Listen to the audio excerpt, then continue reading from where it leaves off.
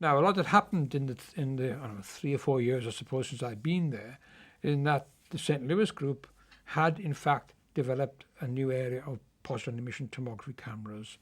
They'd taken some of the concepts which Brownell had developed and were doing tomography, which when I was there was being done, but it wasn't quite perfected, that's for sure.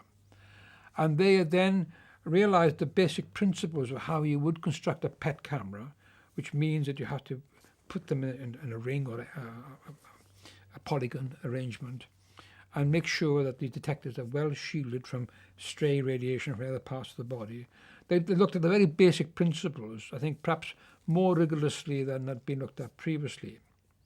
And from that, they began to produce quite convincing and better resolution and more quantitative images in 3 dimensions.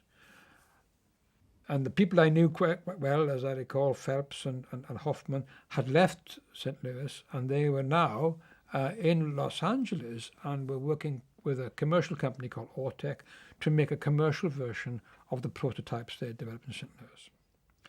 And as Ferruccio Faccio and I went around America, we would take breaths of radioactive oxygen to image ourselves. We were the human phantoms, basically, and comparing different cameras as we went around the States. And it was clear that the St. Louis approach was producing the goods as far as much cleaner images, much more quantitative images.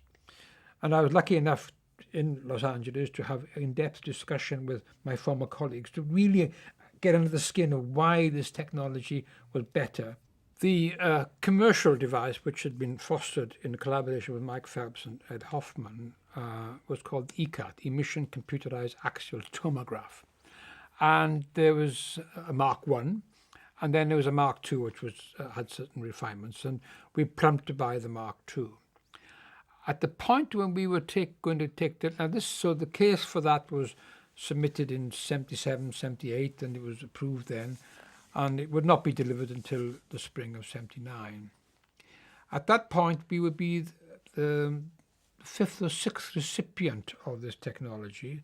Already were was Los Angeles and NIH, and I think in Jülich in Germany, and one had gone to Orsay, which was a PET center in Orsay, in the south of, which is about 30 kilometers south of centre of Paris. I think there were 8 of us went over from Hammersmit in December 1978, which would be about 5 or 6 months before we took delivery of our own camera.